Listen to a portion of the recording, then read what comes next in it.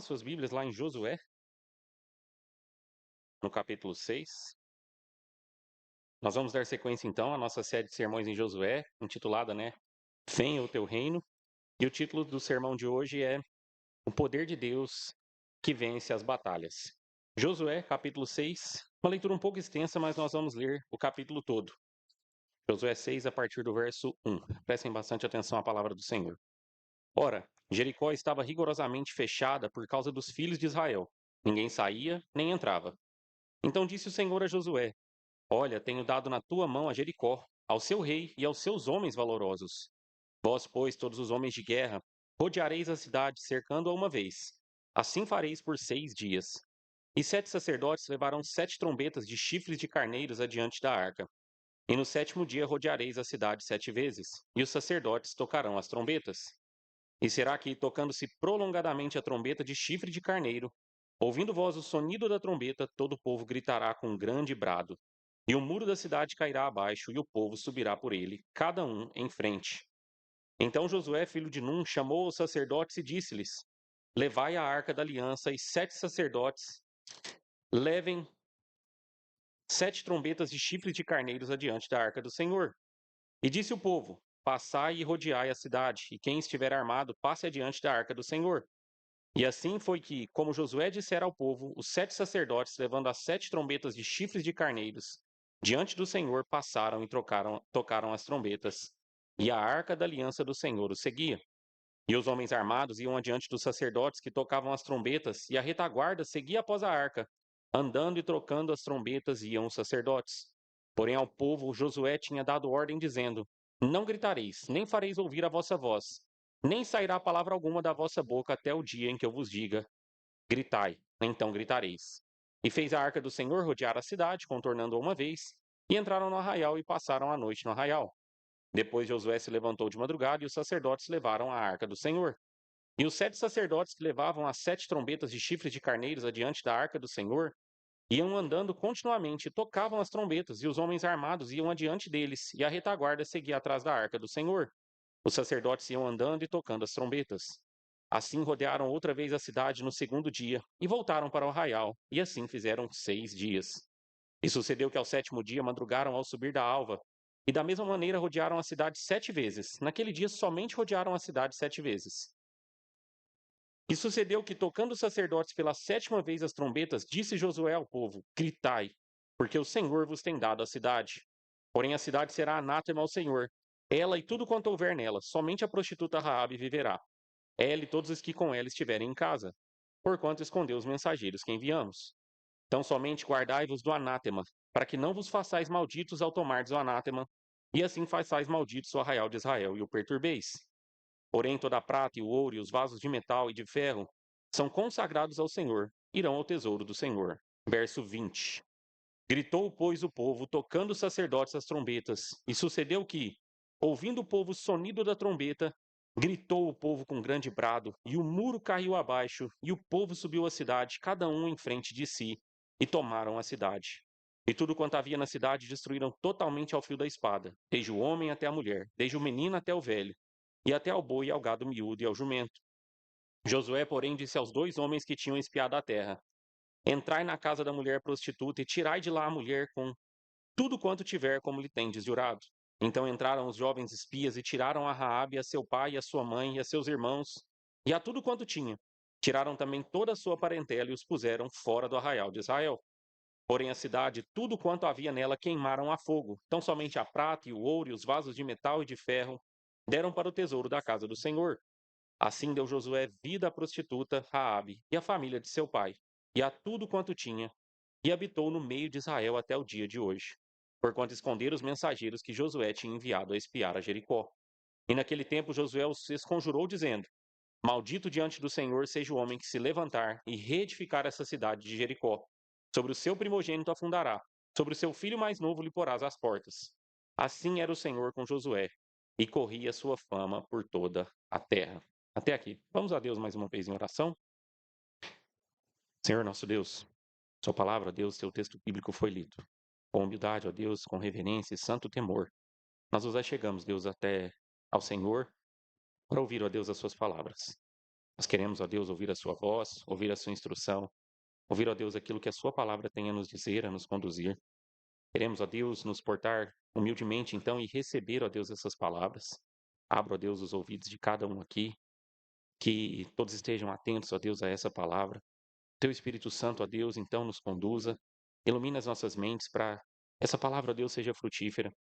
Enquanto recebermos ela, ó Deus, ela seja aplicada ao nosso coração e possamos, ó Deus, viver por ela para a glória do Senhor. Por favor, ó Deus, me ajuda, eu possa instruir os meus irmãos aqui, ó Deus, segundo a sua palavra, ó Deus, segundo a sua vontade, segundo o seu Santo Espírito, Deus, para a glória do Senhor. Assim nós oramos, em nome de Jesus Cristo. Amém.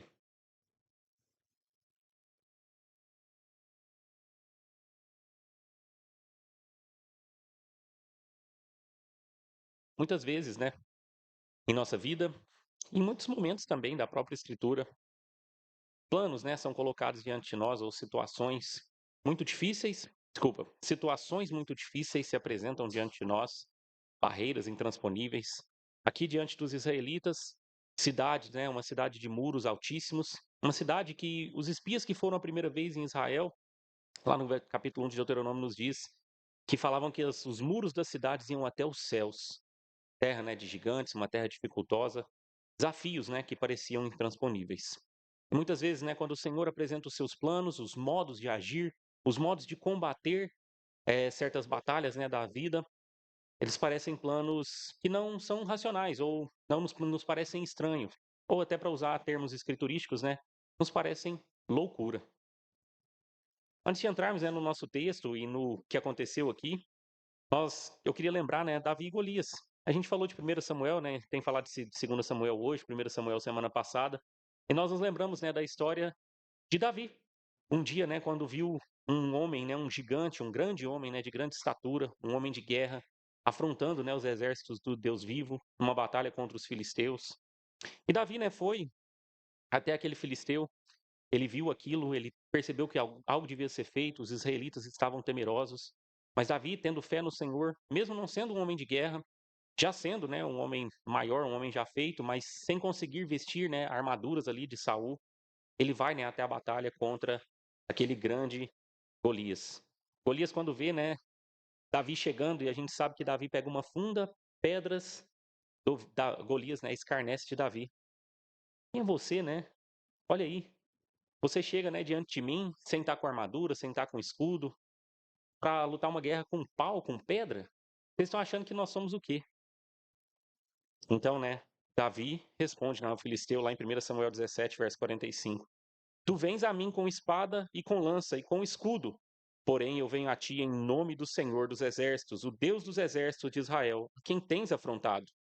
Hoje mesmo o Senhor te entregará na minha mão, e ferir-te-ei e tirar-te-ei a cabeça, e os corpos do arraial dos filisteus darei hoje mesmo às aves dos céus e às feras da terra, e toda a terra saberá que há Deus em Israel. E saberá toda essa congregação que o Senhor salva, não com espada nem com lança, porque do Senhor é a guerra, e ele vos entregará na nossa mão. Tal como Davi, né? Tempos depois aqui dessa batalha, talvez se lembrando, inclusive, né, do que Deus fizera ao longo da história, né, de Israel nas guerras anteriores. Ele sabia, né, que Deus, o Senhor é o Senhor das batalhas, o Senhor das guerras, que domina, né, que tem poder sobre tudo. Ele não com lança, né, não com espada, não importa, né, como se apresenta, né, a situação ou como você está diante daquela situação. Desde que você esteja onde o Senhor quer que você esteja e com fé no Senhor, então Deus entregará. Tal como naquele dia, né, Davi fez um grande livramento ao povo de Israel e derrotou, né, com uma funda, uma pedrada, né, no meio da testa e depois cortou a cabeça de Golias. Sim, também, né, o Senhor entregou Jericó nesse dia, né, nessa história que nós lemos aqui. E lembrem-se, meus irmãos, tudo, né, que dantes foi escrito, diz Paulo lá em Romanos, no capítulo 15, verso 4, foi para o nosso ensino escrito, para que pela paciência e consolação das Escrituras tenhamos esperança.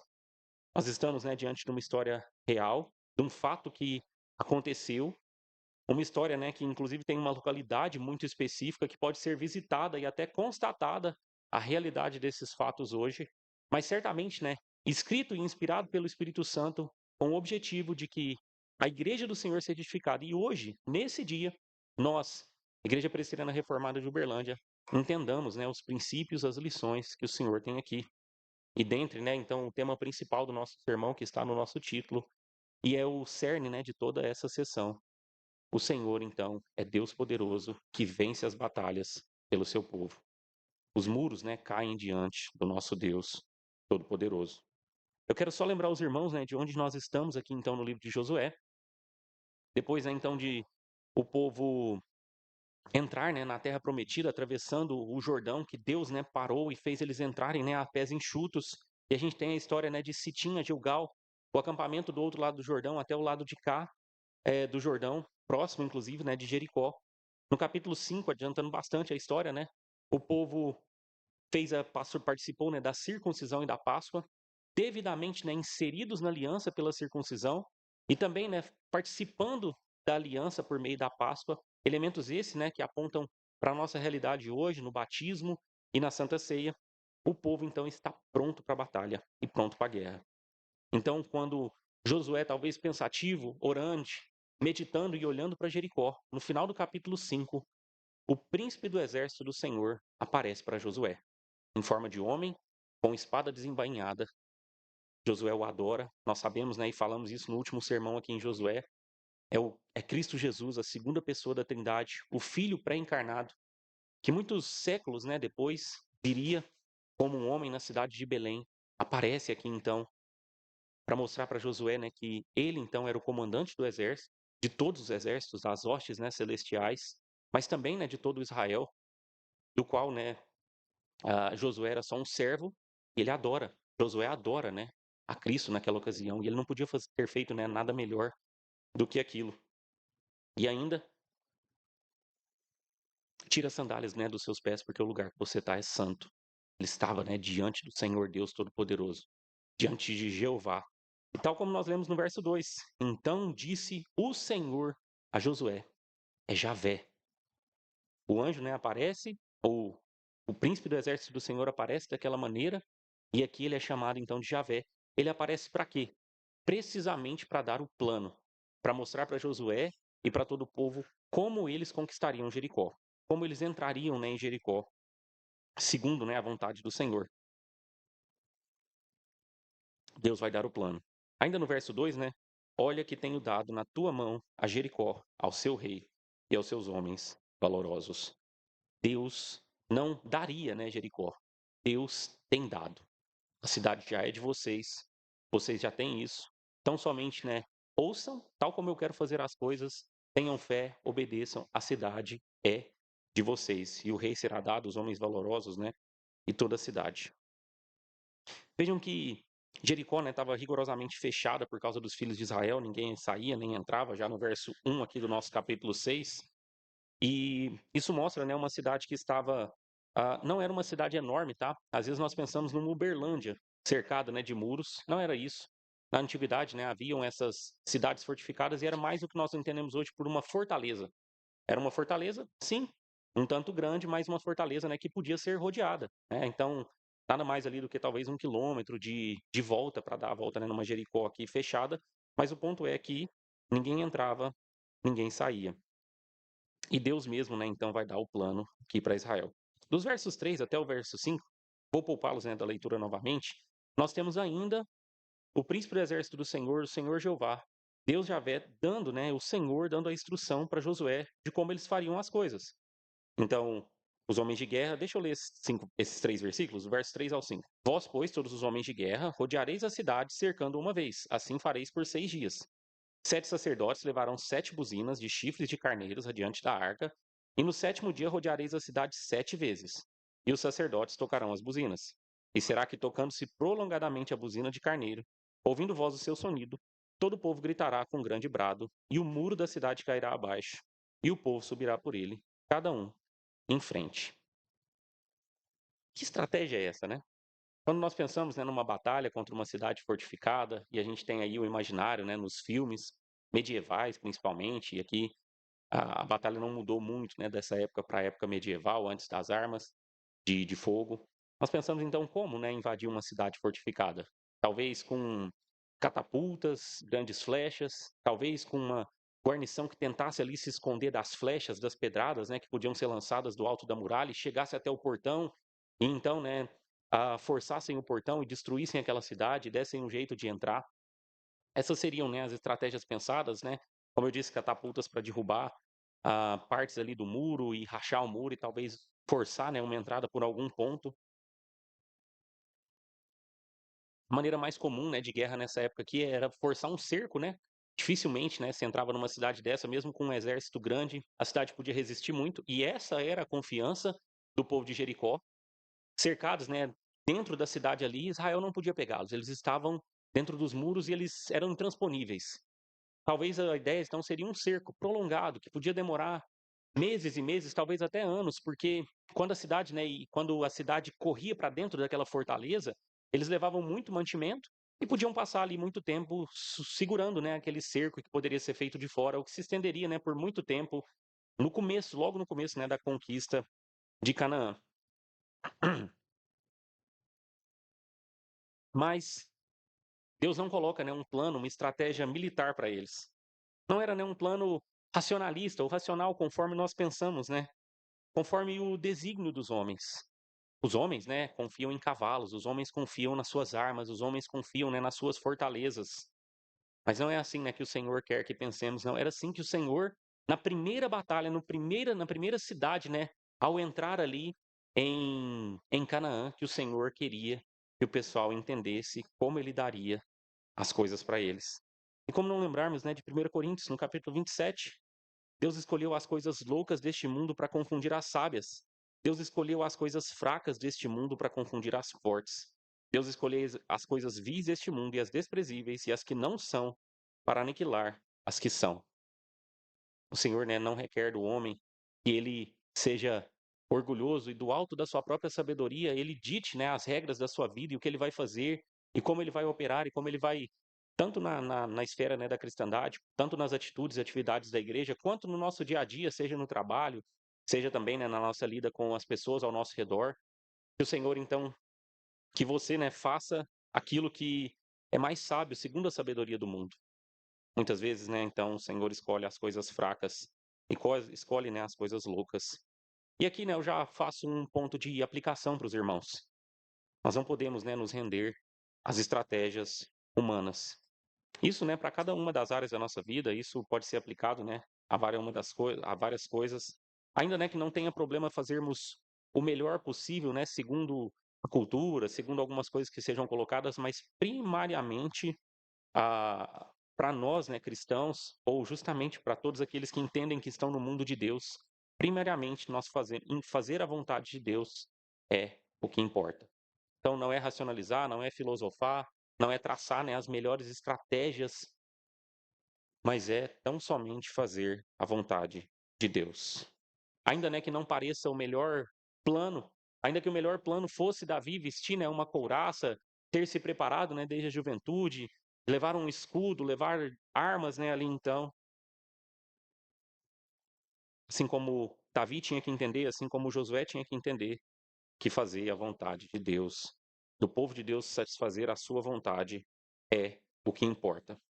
E como eu ia falando, né, para aplicar aqui, nós não precisamos, né, nos igualar com o mundo em planos, em estratégias. A luta, né, é do Senhor. E nós precisamos ter fé em Cristo e confiarmos nas suas promessas e lutarmos com as armas que ele nos deu.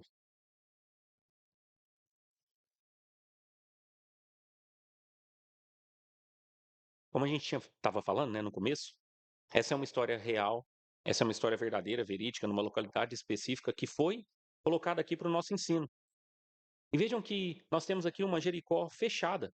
Assim como muitas vezes os homens, né, se fecham para o Senhor, assim como muitas vezes os homens rejeitam o Senhor, assim como muitas vezes, né, nós olhamos para a realidade e o Senhor brada, né, de tantas vezes, e ele falou com Jericó. Por mais de 400 anos, essas cidades, né, estiveram influenciadas pelo Senhor, e o Senhor, né, falou com essas cidades aqui, por meio dos patriarcas que peregrinaram na terra, por meio dos acontecimentos no Êxodo, por meio agora, né, num dias recente, agora perto dessa história, a travessia, né, do Jordão. Os homens têm visto, né, o que o Senhor tem feito, como ele é poderoso, como ele é verdadeiro, mas eles resistem ao Senhor. Eles se fecham. Eles não querem a Deus. Eles não querem, né, ter parte com o Senhor. Muitas vezes, né, como eu ia falando, esse é o mundo de impiedade que nós encontramos aí fora. E a resposta, né, muitas vezes, a nossa pode ser, ou de igreja, da igreja, né, pode ser: vamos atrair o mundo. Vamos, racionalmente pensando nas melhores estratégias de marketing, né, o que nós podemos fazer. Criar, né, um ambiente, então, que pareça com o mundo para que as pessoas venham e, quem sabe, nós possamos, né, influenciá-las. Então, nós criamos, né, ah, um ambiente e um tipo de fala que se dobra então ao mundo e de algum modo pode atrair essas pessoas, porque eu falo ali com os corações delas, eu trago um emocionalismo com instrumentos, com ambiente, com luzes, que chama, né, a atenção das pessoas e assim eu espero, né, que me dobrando em quase tudo ao mundo, eu possa, né, de algum modo, tocar, né, o mundo. Igrejas, né, que ou pessoas que querem se tornar relevantes, muitas vezes a igreja ensina, especialmente na figura de um dono, o dono quer só ganhar dinheiro, né? Mas existem muitas pessoas, talvez bem intencionadas em querer, né, talvez que aquele movimento, aquele tipo de fluxo e nossa, a igreja precisa crescer e nós vamos fazer essas estratégias para que a igreja cresça. E então, quando ela cresce, inclusive, há um tipo de exaltação, né, daquela igreja. Nossa, olha só que número enorme, né, de pessoas aqui. De novo, nada contra, né, pelo contrário, nós queremos que a igreja cresça assim, que os eleitos do Senhor, né, sejam a cada dia acrescentados à igreja de Cristo, mas não dessa forma, né, porque pensam, né, que estão fazendo um baita trabalho para o Senhor, ao se conformarem ao mundo para atrair o mundo, mas nós temos entendido aqui em Josué que uma atividade que não é movida pela fé no Senhor não leva a lugar nenhum. Uma atividade que não é movida pela fé no Senhor não leva a lugar nenhum. A tentativa, né, das igrejas serem relevantes ao se conformarem ao mundo, elas estão se tornando cada vez mais irrelevantes para qualquer transformação na sociedade. E é só olharmos, né, para o Brasil, para a realidade que nós temos de uma maioria cristã, mesmo, né, que não toda evangélica, mas uma boa parcela, né, da sociedade evangélica, especialmente aqui na cidade de Uberlândia, e absolutamente nada muda, né, nesse país. Índices de criminalidade, a corrupção, né, e não corrupção também, né, mas corrupção moral do povo, tanto dos no mais baixo nível até os mais altos níveis, dentro das empresas, dentro da política, nas famílias, a corrupção moral é percebida, né, em cada uma das esferas da vida e basicamente, né, ter essas mega igrejas ou ter um monte de igrejas evangélicas não faz, né, diferença alguma, porque a igreja se torna irrelevante.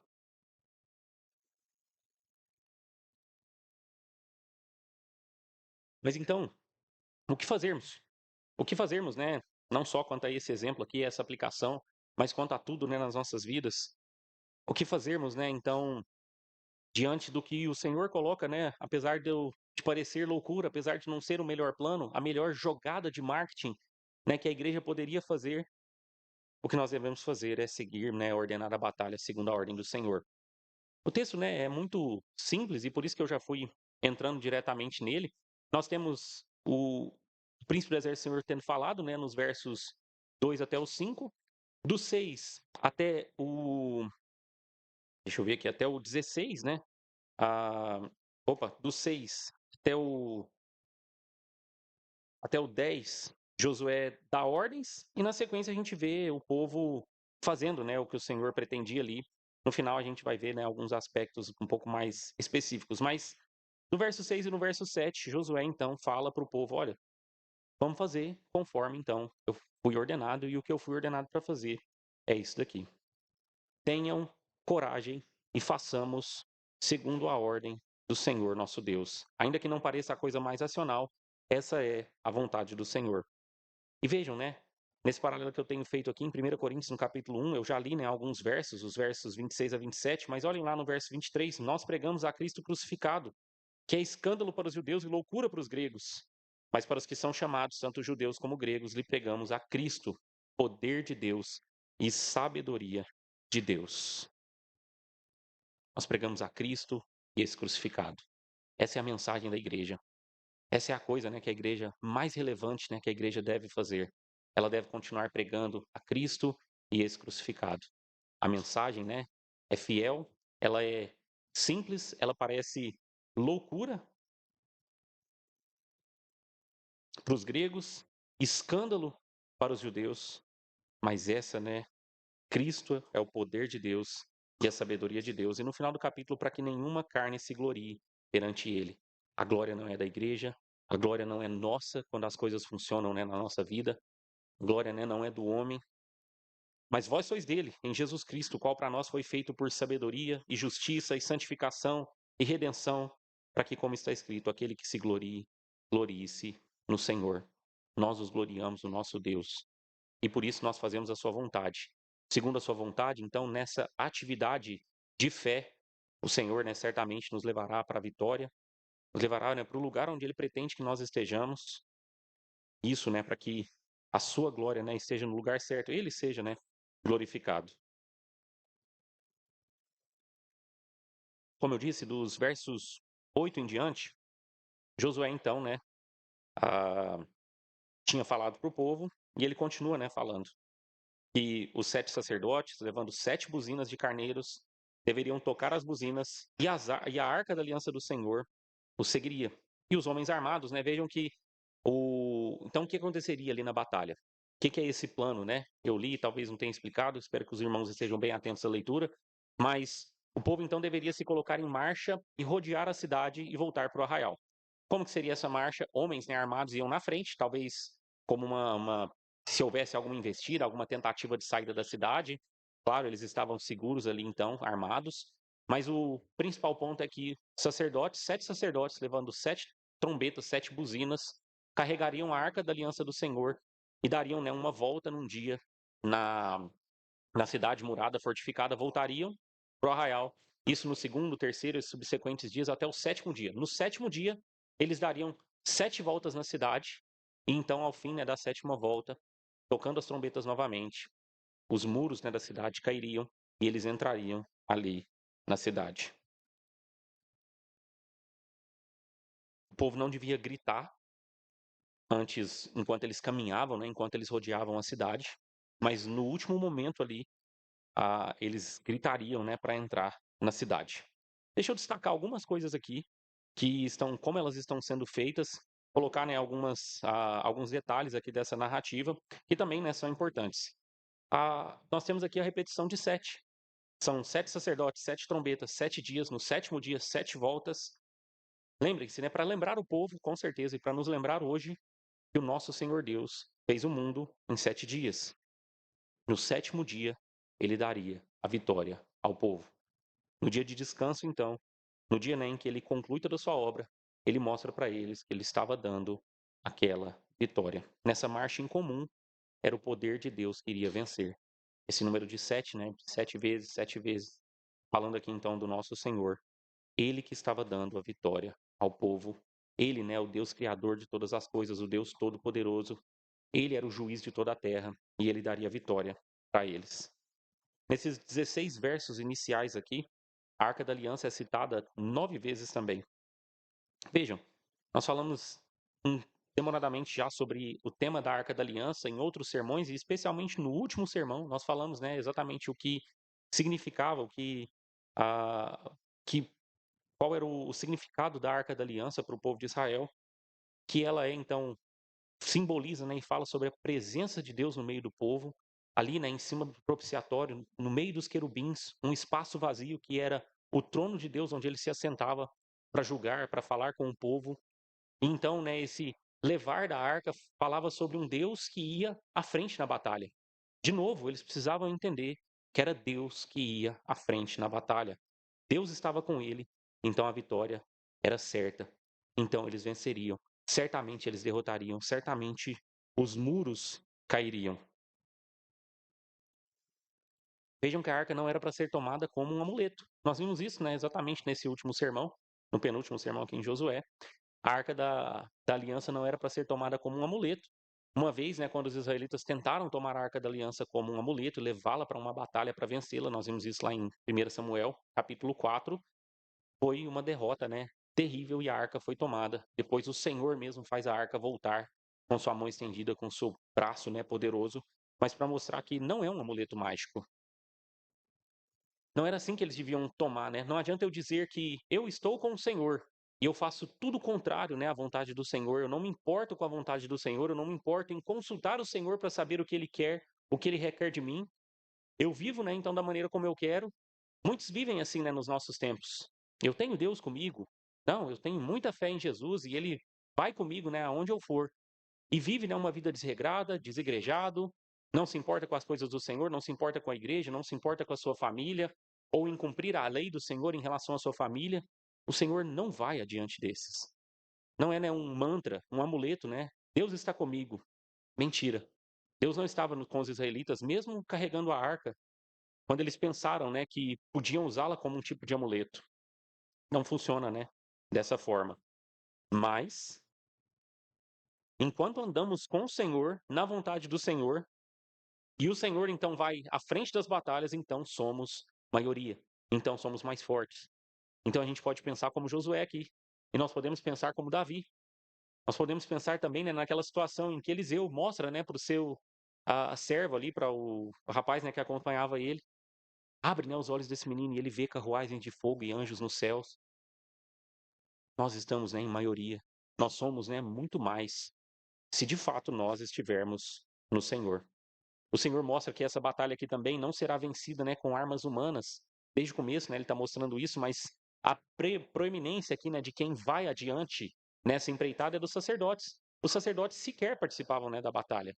Eles às vezes eram chamados, estavam ali, oravam pelo povo, clamavam a Deus, né, pela libertação, mas eles não marchavam, né, eles não iam adiante. Mas o Senhor está dizendo: essa batalha, né, não será vencida com armas humanas. Essa batalha, então, é do Senhor. Quanto, né, isso fala com a igreja hoje? O quanto fala, né, com a nossa realidade? Ainda, né, deixa eu colocar mais os últimos dois elementos que estão nesses versos aqui, que é a questão das trombetas ou dessas buzinas, né, diferentes das buzinas as buzinas de metal, que inclusive foram construídas lá no tempo de Moisés aqui, buzinas de chifres, que eram buzinas, né, com um som seco. Mas vejam que as buzinas, as trombetas, né, avisavam o povo do horário de adoração, do horário de sair, do horário de voltar, do acampamento, né? As trombetas antecipavam, as trombetas mostravam, né, para Israel que estava chegando a hora. Era um preparar, né, do povo aqui.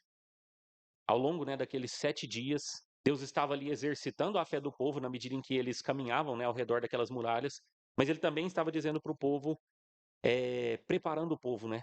E lembrem-se, né, assim também no Novo Testamento. As trombetas, né, anunciam, as trombetas avisam. É chegada a hora. Em Apocalipse é chegada a hora, então, do juízo.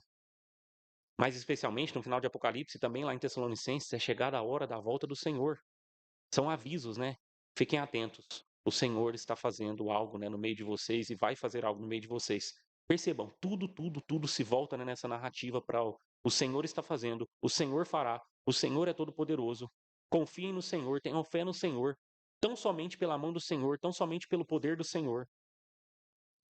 E mesmo o grito do povo, né, no final, não é porque o grito deles reverberaria, derrubaria o trono, derrubaria, né, aqueles muros.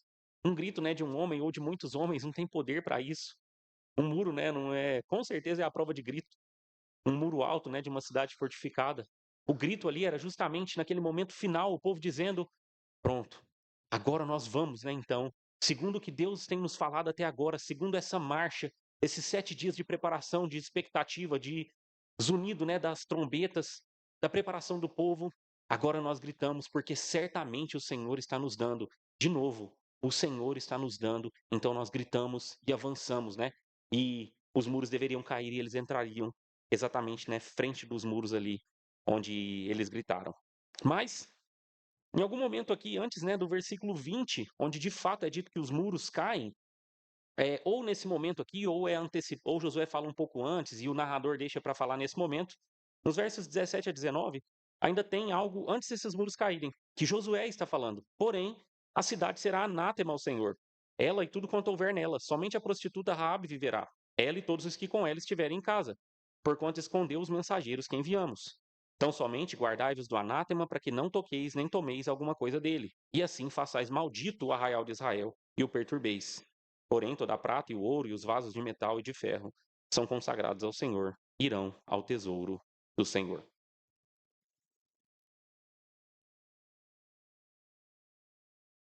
Nós entendemos, né, até aqui que é o Senhor, né, que dá a vitória nessas batalhas, ainda, né, que a a estratégia ou a maneira, né, de fazer não pareça, né, a maneira mais sensata, ainda que pareça, né, loucura.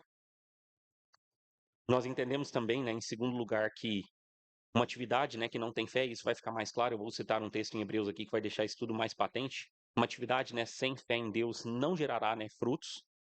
Aqui nós vemos também e eu quero deixar bem claro, né, para os irmãos aqui nesses versos de 17 a 19 e até um pouco mais na sequência, que Deus quer que nos separemos completamente, que nos santifiquemos, né, completamente, nos separemos das coisas más e impuras desse mundo.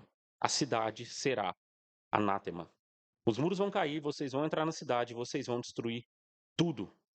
A cidade deveria ser, e aqui, né, anátema é um tipo de separação também, de santificação, mas para destruição. Então era dado ao Senhor para ser completamente destruído. A cidade seria devotada ao Senhor. Que é claro, né, que há sim um desafio, né, principalmente para os nossos ouvidos modernos. E a resposta, né, é bem simples. Por que que isso deveria ser feito? Porque Deus mandou. Deus é a autoridade suprema, tudo ali deveria ser anátema, dedicado ao Senhor, consagrado. Josué, claro, né, deu esse comando aqui porque Deus havia mandado isso. E vejam que por que que Jericó e todas as coisas que estavam ali dentro foram dedicadas, né, nesse sentido. Anátema seria então uma dedicação, uma santificação ao Senhor para a destruição. Por que que eles foram dedicados ao Senhor? Porque eles não dedicaram a si mesmos ao Senhor. Eles foram como anátema, então, destruídos perante o Senhor, dedicados ao Senhor e todos eles, né, destruídos, mortos e tudo, né, tocado fogo, porque não dedicaram a si mesmos ao Senhor. Como eu falei, né, eles se fecharam. Foram completamente contra o Senhor, desprezaram o Senhor em meio aos seus pecados. Essa era a realidade dos cananeus que nós falamos, inclusive, no último sermão. Homens, né, que por séculos foram contra o Senhor em toda a sua lei, contra o Senhor, né, na a maneira de conduzir as suas vidas, pecados sexuais, destruição, assassinos, né, infanticidas, coisas terríveis, né, que os cananeus fizeram. E é claro, né, que nós temos que entender que Deus então vem com um juízo dessa maneira aqui terrível, né, contra todos aqueles. Eles deveriam matar, e assim, né, diz o texto na sequência, lá no verso 21. E tudo quanto havia na cidade destruíram totalmente ao fio da espada, desde o homem até a mulher, desde o menino até o velho, e até ao boi, e ao gado miúdo, e ao jumento. Porém a cidade e tudo quanto havia nela queimaram a fogo. Tão somente a prata e o ouro, e os vasos de metal e de ferro deram para o tesouro da casa do Senhor.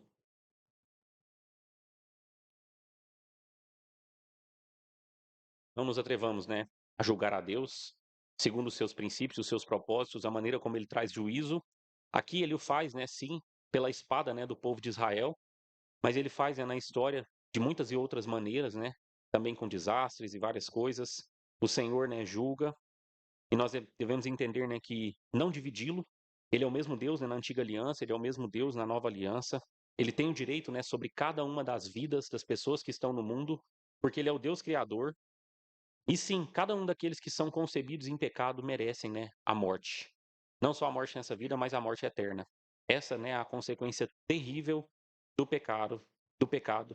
Essa é a consequência, a morte eterna por pecarem, né, contra o Deus de toda a terra. Deus é santo, ele requer justiça, ele requer santidade, e tudo que ele faz, né, é perfeito. E aqui ele está separando o seu povo então disso que é irreconciliável. Eles não querem, né, o Senhor de maneira alguma, e eles vão, em última instância, afastar vocês do Senhor se vocês resolverem estar, né, com esses.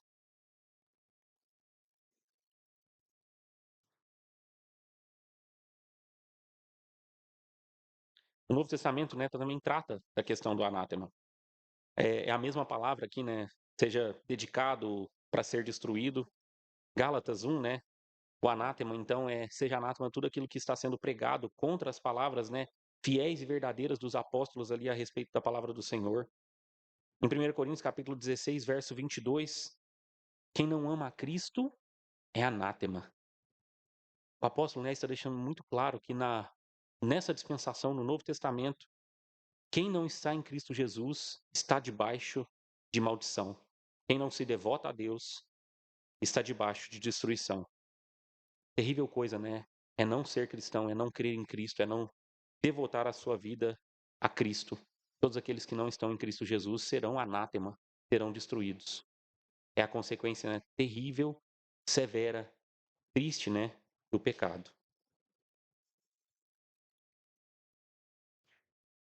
Por isso, né, nós não devemos tolerar o mal em nós, o mal nas nossas famílias, o mal na igreja. Com certeza, né, também bradar contra o mal na comunidade, na nação, porque tudo isso é intolerável, né, a Deus. Deus odeia o pecado que se instaura, né, em cada uma dessas instâncias. Deus odeia todas as obras de iniquidade. Bem e o mal não podem subsistir juntos, segundo a Escritura. Santo, né, significa então separado. É preciso, Deus está colocando para os homens aqui de Israel que eles precisavam estar separados daquelas nações, daquelas práticas, das coisas que estavam sendo feitas ali. Eles deviam entender, né, a ojeriza do Senhor, o ódio do Senhor contra tudo isso. Em palavras, né, que não são diferentes, então, no Novo Testamento. O mundo, né, muitas vezes quer colocar para a igreja, influenciar, dizer que a igreja precisa, né, racionalizar, entender os tempos, entender, né, que parece mais óbvio, natural, que certas coisas não sejam feitas conforme a Escritura, mas segundo a sabedoria dos nossos tempos. Guardar-se, né, para o casamento com santidade, com castidade, parece loucura. Como assim, né? Você não vai experimentar o sexo com a pessoa que você pretende casar? E como é que vai ser no casamento? O ter muitos filhos, né? É loucura para o mundo. E de fato, né? Não é fácil. Tá ali a Thaís em dificuldades, né? Cuidando ali dos 3 meninos. Trazê-los para a igreja, então, né? Outro desafio. Nós temos amigos, né? Que racionalizaram. Eram da igreja, mas veio um filho, veio outro. Não, mas é muito difícil, né? Talvez quando eles crescerem a gente volte para a igreja, porque imagina ir com crianças, né? Para a igreja. É muito trabalhoso e de fato é. Os muitos filhos, né, como eu falava há pouco, como assim você vai ter 2 filhos? Nossa, já é demais. 3? E vocês não pararam ainda? Inclusive a fala, né, para hoje, para mim, para Thaís, e aí, parou, né? Vai ligar agora, né, Thaís? Terminou, encerrou a fábrica, né? É a fala clássica aí para quem já tem 3 filhos, porque é loucura. Mas o que nós cantamos, né, no Salmo 127? Os filhos, né, são herança do Senhor. Os filhos são uma maravilha, os filhos são uma dádiva, os filhos são uma bênção. Feliz aquele, né, que enche então a sua aljava, né, com flechas. Não uma, 2 flechinhas, mas enche, né, a sua aljava com flechas. Então, se isso é maravilhoso segundo a Escritura, então com fé nós tomamos esse passo e esperamos, né, no Senhor, então, que Ele tanto nos dê força, nos ajude, né, a lidar com os nossos filhos e, olha lá, ó, que ajude a lidar com os nossos filhos. E é claro, né, que o Salmo 127 segue na mesma lição aqui do nosso texto. Se não for o Senhor, né, em vão nós edificamos a nossa casa. Em vão constrói, né, em vão trabalha o construtor. Se não for o Senhor guardando a cidade, em vão vigia a sentinela. Tudo é obra do Senhor, tudo precisa ser feito diante do Senhor, segundo as armas, né, do nosso Deus, segundo o que Ele pretende para a sua igreja. É claro, né, então, que as armas dos nossos tempos não são tal como as armas dos nossos irmãos. Deus não disse, né, para irmos contra os ímpios, lutarmos contra eles, né, na unha. A nossa luta, né, não é contra a carne ou sangue, mas a batalha, então, né, que está posta diante de nós é de fincarmos o pé nessas verdades reveladas na lei do Senhor que nós temos aprendido aqui na nossa igreja constantemente e fazermos isso, então, como um testemunho. Como igreja, então, vivermos honrando os nossos casamentos, nos preservando até nos casarmos, honrando a Deus tendo os nossos filhos e ensinando e ordenando as nossas casas, indo, né, à igreja, guardando o dia do Senhor.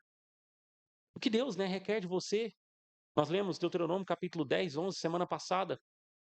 Senão que você ame o Senhor e você guarde a sua lei. E no verso 20, então, desse texto, para partirmos aqui para o final, gritou, pois, o povo, tocando os sacerdotes as buzinas, e sucedeu que, ouvindo o povo o sonido da buzina, gritou o povo com grande brado, e o muro caiu abaixo, e o povo subiu à cidade, cada um de frente de si, e tomaram a cidade. Como eu disse, a cidade não era muito grande, né? Tanto que os israelitas, que eram um número enorme, um número bem maior do que os habitantes, inclusive de Jericó, conseguiram rodear a cidade, e quando os muros caem, bastava entrar cada um em direção ao centro e fazer então o que o Senhor tinha ordenado, aplicando ali o juízo. E vejam que não só, né, as pessoas, mas os animais e todas as coisas que podiam ser queimadas foram incendiadas, exceto então alguns utensílios ali que não dava nem para queimar, de ouro, né, de prata, que se deveriam ser colocados nos depósitos do Senhor. O povo naquele dia teve fé. Tal como Deus disse para eles fazerem, eles seguiram fazendo. Abram, por favor, lá em Hebreus, no capítulo 11. Hebreus, capítulo 11, é a famosa sessão que nós ah, apelidamos aqui, né, de Galeria da Fé, os exemplos, né, de fé que são colocados. O texto começa, né, justamente, ora, a fé é o firme fundamento das coisas que se esperam e a prova das coisas que não se veem, porque por ela os antigos alcançaram testemunho. Ora, então, apesar do plano, né, apesar da loucura muitas vezes colocada, com fé, nós nos firmamos no que o Senhor nos disse, porque nós acreditamos nisso, né? E então, lá no verso 30, vejam, pela fé, caíram os muros de Jericó, sendo rodeados durante 7 dias. Deixem aberto aí em Hebreus capítulo 11. Mas vejam, né, e eu repito, não é a atividade, né, que fará com que a cidade seja tomada, mas a fé no Senhor e nas suas promessas, a fé em Cristo Jesus, que nos fará, né, que nos dará todas as coisas. As armas, né, do capitão do exército do Senhor é a sua igreja. Jericó, sim, se levanta aqui como o mundo ao nosso redor. E o que nós devemos fazer então? Nós seguimos, né, fazendo o que eu acabo de dizer, fazendo o que Deus revelou na sua escritura. Deus disse, né, que daria o mundo todo, e todo ele então seria tomado. Nós confiamos nessa promessa. Nós queremos que Jesus é rei hoje, que governa soberanamente, que tem colocado todos os seus inimigos debaixo dos seus pés. Então nós seguimos, né, fazendo o que temos que fazer com a nossa família e bradando para todo mundo que o nosso Senhor Jesus Cristo é rei, que ele domina, que ele é soberano. Dobre-se a ele ou sofra as consequências. Dobre-se a ele ou caia nas maldições de Deuteronômio capítulo 28, Levítico 26, como temos lido na igreja. Terrível coisa, né, cair nas mãos do Deus vivo, também colocado aqui em Hebreus. Nós temos a certeza disso e vamos então com essas armas que o Senhor nos deu. Sim, aqui em nossa igreja eu digo para os irmãos, nós devemos continuar fazendo o que estamos fazendo. A nossa igreja, né, está exatamente onde ela gostaria de estar. Nós queremos, né, sim, continuar pregando para os eleitos e eles serem acrescidos à nossa igreja. Mas o que nós não temos um plano mirabolante, né, de estratégias para o futuro. É isso aqui mesmo. É a palavra de Deus sendo pregada fielmente, os irmãos em comunhão nos domingos, no dia do Senhor, tanto quanto possível durante a semana, sendo instruídos então a cultuarem nas suas casas e viverem vidas honradas nas suas casas. Isso é o que Deus requer de nós e certamente isso dará frutos. E bradando para o mundo, Cristo Jesus é o Senhor. Venham até Ele.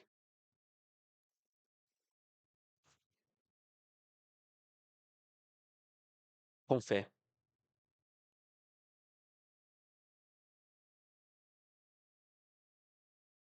Eu vou, antes da gente ver aqui Hebreus capítulo 11, lá na parte final, né, para a gente finalizar o texto lá de Hebreus, na parte de Josué, na parte final, né, do texto de Josué capítulo 6, Josué promulga, né, uma maldição. Naquele tempo, Josué os esconjurou, dizendo: Maldito diante do Senhor seja o homem que se levantar e reedificar essa cidade de Jericó. Sobre o seu primogênito afundará, e sobre o seu filho mais novo lhe porá as portas. Josué promulga, né, uma maldição. E é bem na sequência, né, do que eu estava falando, e é por isso que eu trouxe esse texto aqui de volta. Aqueles, né, que não estão diante do Senhor estão debaixo da maldição do Senhor. Os que não estão debaixo da bênção, e Deuteronômio 28, né, fala sobre isso. Os que não estão debaixo da bênção estão debaixo de maldição. A Escritura termina, né, com uma maldição para aqueles que acrescentarem coisas à Escritura.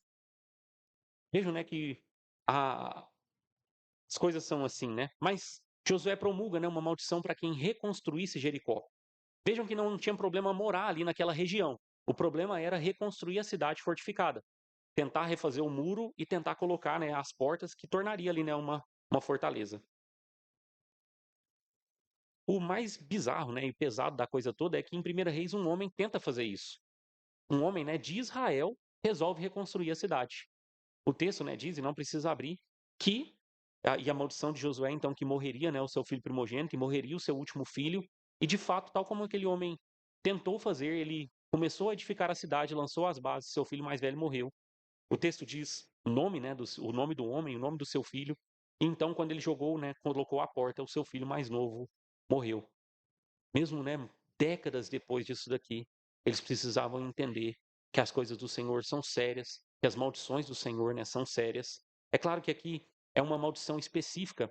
E o que Josué está comunicando, né, com isso daqui? Josué está dizendo, né, que essa cidade, essa primeira cidade, ela é anátema e ela toda deve ser destruída e ela não vai ser reconstruída porque ela é as primícias. É preciso, né, de entendermos então que primeiramente, é o Senhor nas nossas vidas. Como eu disse, né, desde o começo do sermão, nós vamos pelo Senhor. Nós seguimos então, primeiramente, pela vontade do Senhor, segundo o que o Senhor requer. A nossa primeiro motivo, a nossa primeira intenção é sempre pelo Senhor. Ele é colocado, né, no começo dos nossos dias. Nós falamos, né, sobre a festa das primícias lá em Deuteronômio, coisas, né, que nós precisamos nos lembrar, resgatar aqui ao longo dos nossos dias. Eles precisavam, né, entender aquilo, mas vai, né, sim, nessa sequência de que a igreja promulga, né, tal como Josué, a igreja tem um papel de promulgar, de falar sobre os benefícios de estar no Senhor e as maldições também, né, que vêm de não estar, de não andarem, né, segundo o Senhor. Vejam que as imprecações, né, contra os maus, as maldições, né, que estão colocadas na escritura aqui, de novo, né, não são palavras mágicas. Josué não disse, né, palavras mágicas aqui, então por conta de um jeito que ele colocou as palavras, isso aconteceu. Mas nós, né, bradamos sobre o Senhor, sobre a sua bênção e sobre a sua maldição, de novo, com fé, entendendo que essa é a vontade do Senhor. Por isso nós lemos, né, e talvez 10 minutos de leitura na semana passada, Deuteronômio 28, bradando sim para a nossa igreja, para aqueles, né, que podem ouvir, que podem nos ouvir, que essas são as maldições por estarem, pelas pessoas estarem, né, contrárias à lei de Deus. O que o Brasil, né, precisa entender é que que o Brasil mais precisa são as bênçãos e as maldições.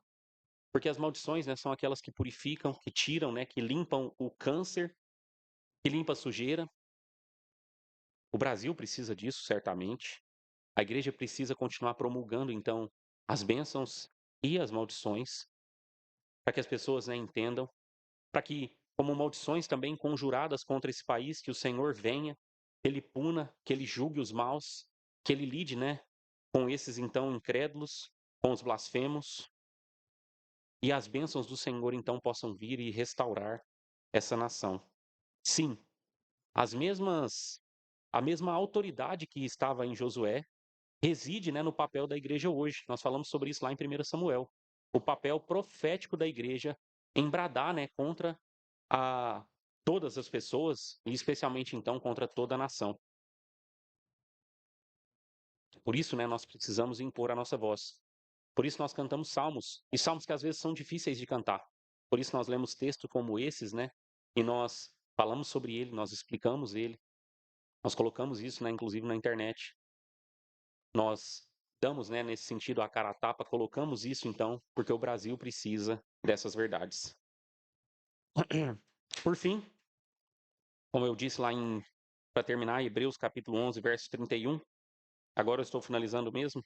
Na sequência, né, do verso 30, junto com ele, a última pessoa, né, mencionada aqui com um exemplo de fé, porque na sequência o autor de Hebreus vai colocar de modo genérico, né, Davi, Gideão, Sansão, falta-me tempo para falar de todos os exemplos de fé, e aí ele vai dizer sobre outros exemplos sem mencionar a pessoa.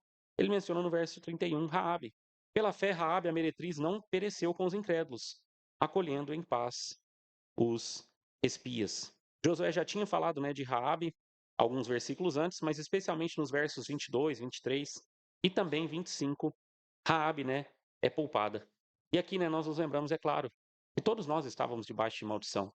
Que todos nós, né, éramos impuros. Somos, né, impuros tal como é a nossa sociedade ao nosso redor. Pecadores, também dignos de morte. A diferença, então, é nos dobrarmos ao Senhor. A diferença, né, de Raabe e de uma cidade inteira, uma única mulher contra toda uma cidade, é que ela, né, não teve o seu coração endurecido e fechado. Ela abriu a sua casa para os espias. Ela protegeu aqueles homens, custando, né, podendo custar a sua vida, como a gente viu no capítulo 2. Por isso que eu vou falar rapidinho de Raabe também, a gente falou muito dela, né, no capítulo 2, inclusive lendo essa sessão aqui. Mas ela teve fé no Deus de Israel. Ela teve fé em Cristo Jesus, no capitão do exército do Senhor. Por isso, né, ela creu nas promessas do Senhor, ela creu que ela estaria debaixo de maldição se ela ficasse no meio daquele povo. Vejam que Deus está fazendo uma distinção não de raça, não de povo, não é, né, uma etnia que o Senhor requer, nunca foi isso. O que o Senhor então requer é que nos separemos, que nos consagremos, que nos santifiquemos, que deixemos de lado os pecadores, né, e o pecado. Aqueles, né, que vivem essas vidas.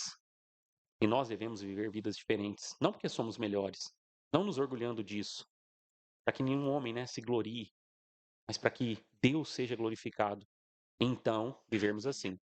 E eu lembro, né, concluo aqui para os irmãos, uma atividade que, com fé no Senhor e nas suas promessas, nos levará, então, ao êxito, à vitória nas batalhas que o Senhor coloca diante de nós. Lutemos, né, e andemos, então, assim, com coragem diante do Senhor. Vamos orar mais uma vez? Senhor Deus, nós nos alegramos no Senhor mais uma vez, te louvamos, ó Deus, por essa palavra, por o Senhor, ó Deus, se revelar a nós, falar conosco. Obrigado a Deus pelo teu texto bíblico inspirado, pela sua palavra verdadeira que nos ensina, nos exorta.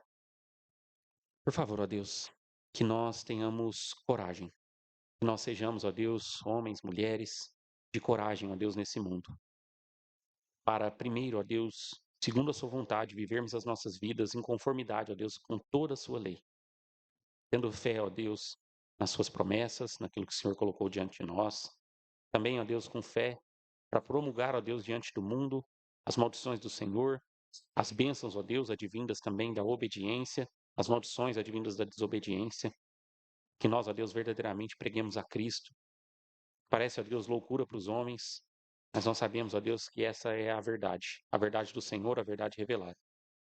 Prove o Senhor, ó Deus, na plenitude dos tempos, enviar, ó Deus, o seu unigênito Filho, aquele mesmo que apareceu para Josué, mas então veio ao mundo como homem, para sofrer, para padecer por nós, para tomar a maldição no nosso lugar. Por causa dele nós somos salvos. E ao olharmos para ele com fé, nós sabemos, ó Deus, então, que no Senhor nós temos esperança, nós temos a certeza de que já temos a vitória, de que já temos a salvação, que ela já nos é dada. Por isso, ó Deus, nos ajude a vivermos nesse mundo em conformidade, ó Deus, com tão grande salvação. Realmente, ó Deus, vivendo diante do Senhor, com fé, com coragem, para a glória do Senhor. Assim nós oramos e suplicamos por meio de Cristo Jesus. Amém.